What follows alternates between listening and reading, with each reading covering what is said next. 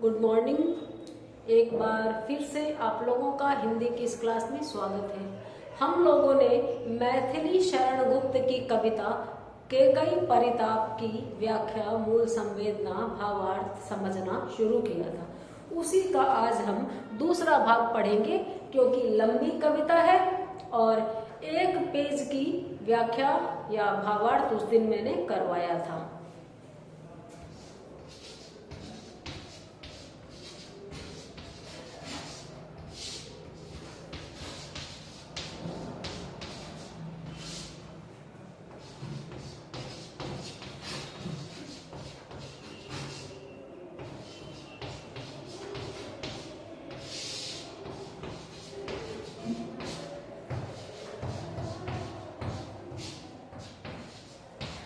आज जो है हमारा भाग 2 चलेगा। मैं थोड़ा आप लोगों को रिवाइंड करा दूं। पहले पेज को मैं जल्दी जल्दी पढ़ लेती हूँ ताकि फ्लो हमारा बना रहे। तदनंतर बैठी सभा उठज के आगे, नीले वितान के तले दीप बहु जागे, टकटकी लगाए नयन सुरों के थे वे, परिणामोत्सुक उन भया तुरों के थे वे, उत्फुल्ल करौली कुंज वायु रह कर करती थी सबको पुलक पूर्ण मह कर, यह चंद्र लोक था कहाँ चांदनी वैसी, प्रभु बोले गिरा गंभीर नीर निधि जैसा। हे भरत भद्र अब कहो अभिप्सित अपना, सब सजग हो गए भंग हुआ जो सपना। हे आर्य रहा क्या भरत अभिप्सित अब भी, मिल गया अकंटक राज्य उसे जब तब भी, पाया तुमने तरु तले अरण्य बसेरा, रह गया अभिप्सित शेष तदपि क्या मेरा, तनु तड़प तड़प कर तप्त ताक ने त्यागा, रह गया अभिप्सित और तथापि अभागा।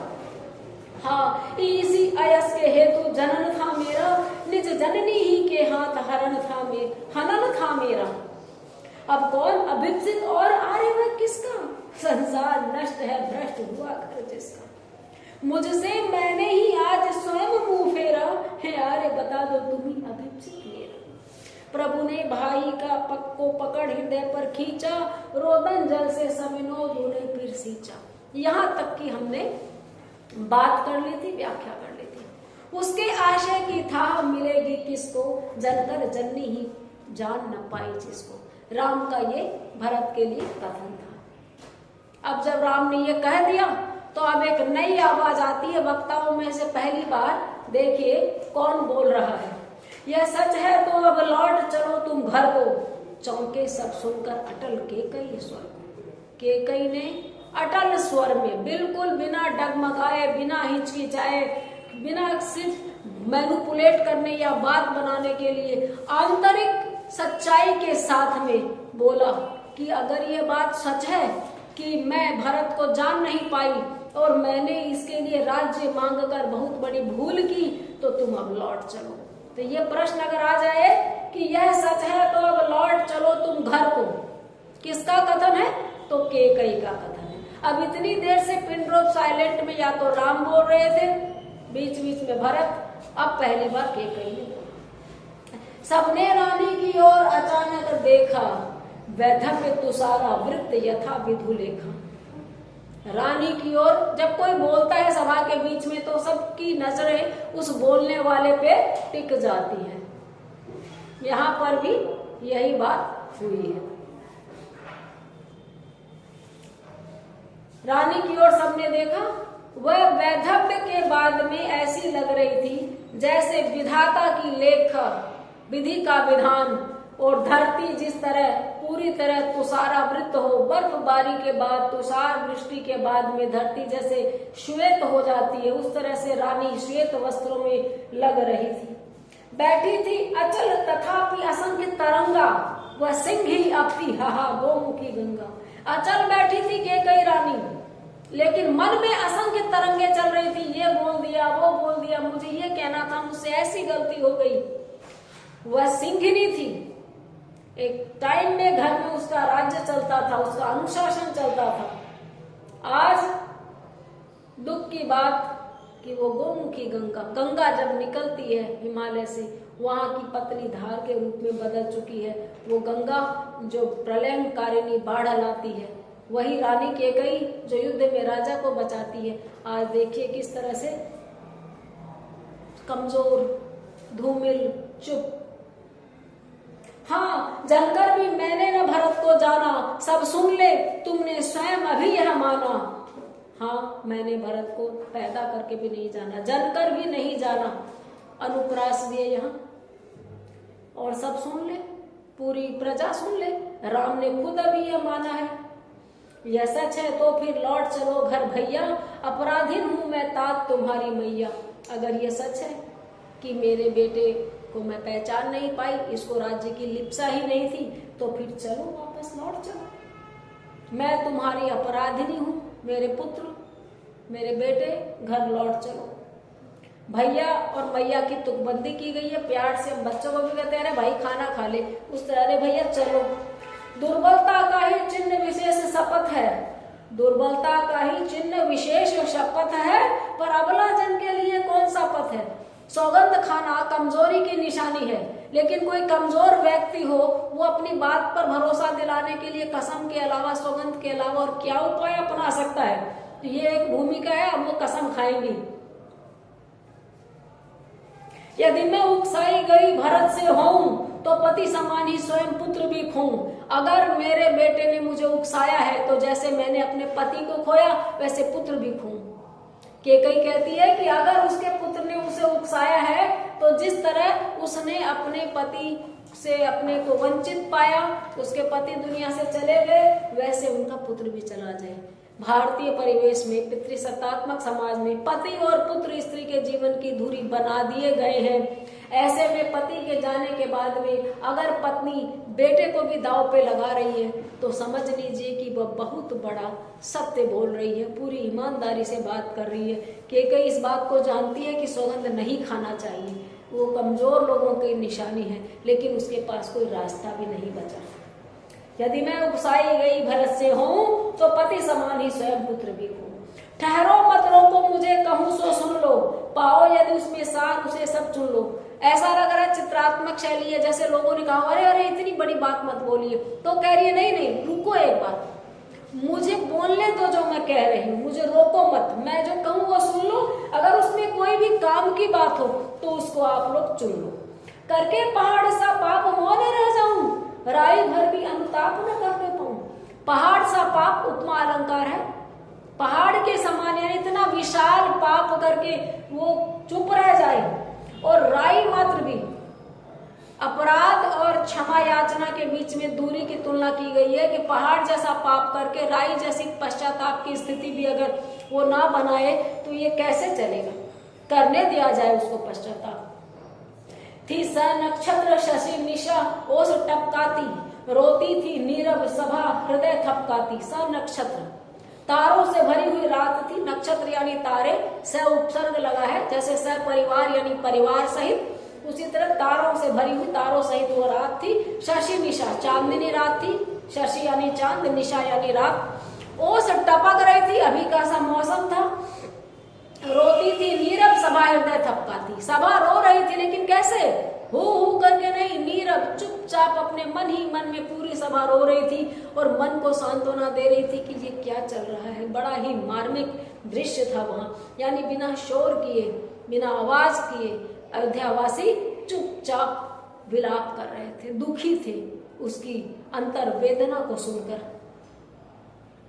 उल्कासी रानी दिशा दीप्त करती थी, सब में भय विस्मय और खेद भरती थी। रानी उल्का के समान चमक रही थी। जब हृदय पवित्र होता है, मन से हम क्षमा याचना करते हैं, तो हमारे चेहरे पर वो भाव उभर कर आते हैं। और इसीलिए यहाँ पर उल्का के समान रानी दिशाओं को रोशन कर रही थी, दीप्त कर रही थी। और सभी में अलग अलग मन स्थिति के अनुसार, किसी में भय हो रहा था, ओ हो पता नहीं अब क्या होगा, किसी में विस्मय, अच्छा ये वही रानी है, इतनी जिद कर रही थी और अब देखिए, और किसी में खेद की, देखिए इंसान से गलती होती है तो फिर पछताते हुए वो कहाँ पहुंच जाता है।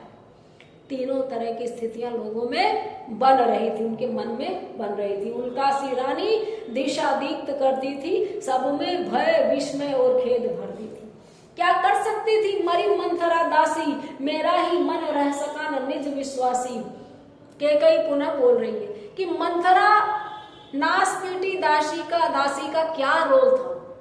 अगर मंथरा बिकती नहीं, टूटती नहीं, उसकी तो मंथरा अपने इरादों में कामयाब नहीं हो सकती थी। एक तो कैकेयी को ये नहीं पता कि मंथरा तो टूल की तरह इस्तेमाल की गई थी, मंथरा का भी कोई बड़ा रोल नहीं था, देवताओं का रोल था। दूसरी बात, वो अपने दोष को किसी और पे नहीं डालती है। ये बहुत बड़ी निशानी है उसके विशाल व्यक्तित्व की, उसके अटूट व्यक्तित्व की, कि अगर उससे गलती हुई है, कोई अपराध हुआ है, तो वो ये नहीं कहती है इसने बहका दिया इसलिए बहक गई, फलाने ने कह दिया इसलिए हो गया। वो साफ कहती है कि नहीं, मेरा मन मेरे ऊपर विश्वास नहीं कर सका, मेरा अपना मन बहक गया, मेरा अपना मन बिक गया, विचलित हो गया, इसलिए मंथरा का इसमें कोई रोल नहीं है, उसकी भूमिका नहीं है। ये कहना सबके बस की बात भी नहीं है। जल पंजर गत्ता भरे अधीरा भागे, वे ज्वलित भाव थे स्वयं तुझी में जागे। अपने मन को कोस रही है, जैसे हम कहते जा भाई मर जा, खत्म हो जा, अपने मन को कह रही है कि जल पंजर गत अरे अधीरा भागे, हे मेरे अधीर धैर्य से चूके हुए मन, अभागे मन, जल पंजरगत, तुम कंकाल मात्र रह जाओ जलकर, क्योंकि वो ज्वलित भाव, वो घर को जलाने वाले भाव, वो खराब भाव, वो स्वार्थ से भरे हुए विचार उसके मन में जगे थे। उसका मन जल चुका है, खत्म हो चुका है, कंकाल मात्र रह गया है।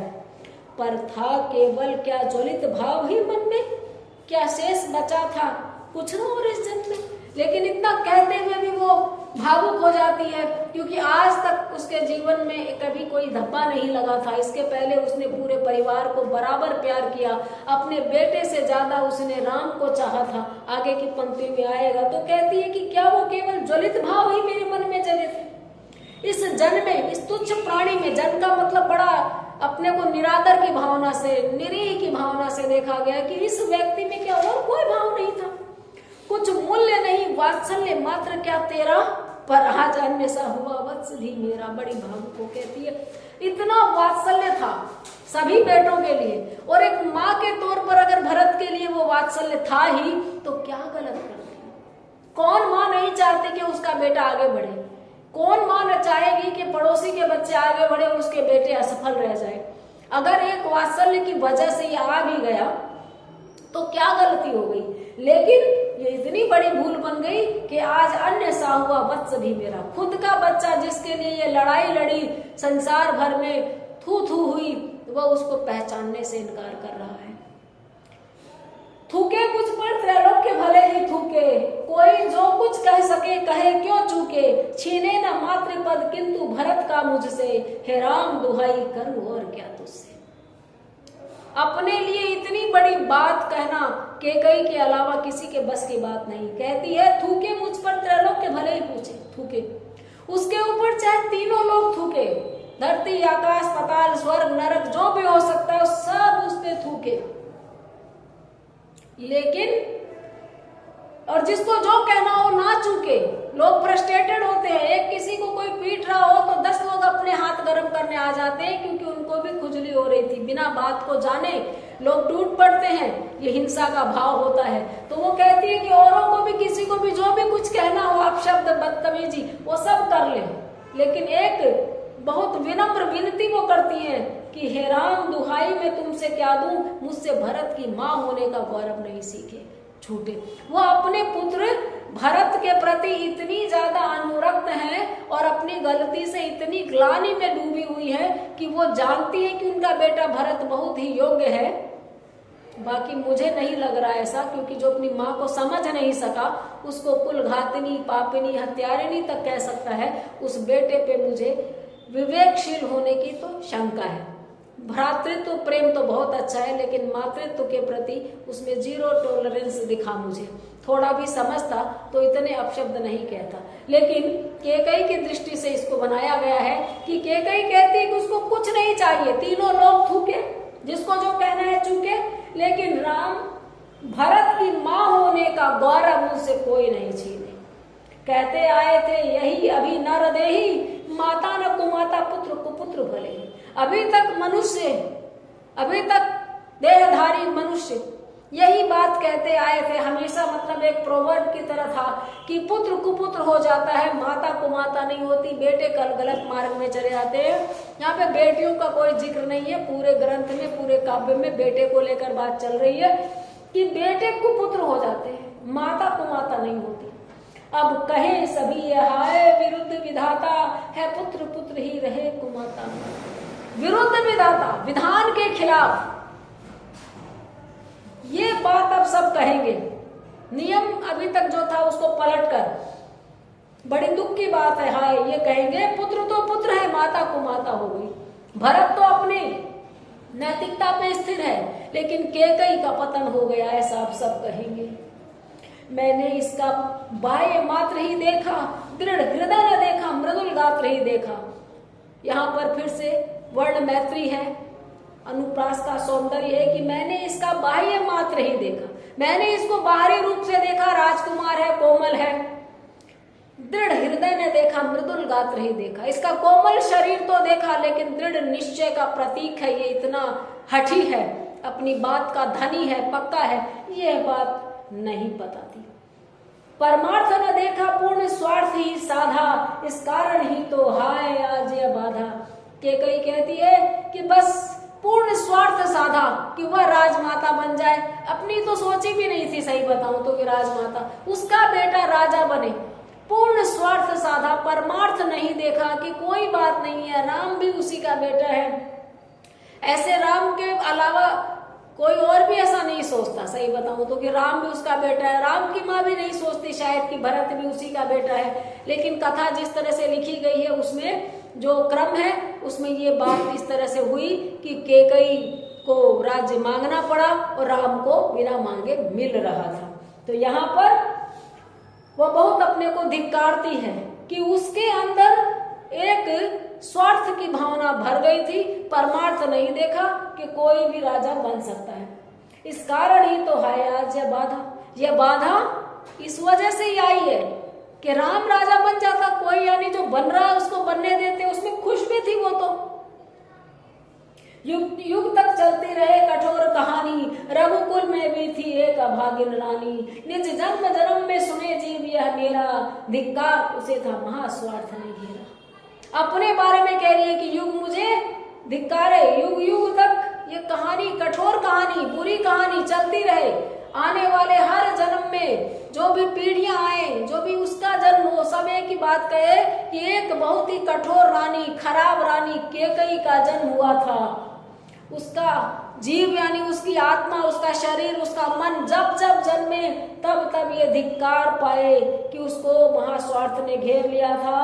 रघुकुल में एक अभागिन रानी पैदा हुई थी, हर जन्म में उसको अपने इस एक कृत्य के लिए धिक्कारा जाए, इतना केकई ने बोला। इसके बाद में राम बोलते हैं, 100 बार धन्य वो एक लाल की माई, जिस जननी ने है जना भरसा भाई, पागल सी प्रभु के साथ सभा चिल्लाई, 100 बार धन्य वो एक लाल की माई। तीसरी पंक्ति में पता चलता है कि ये बात राम कह रहे हैं, 100 बार धन्य वो एक लाल की माई।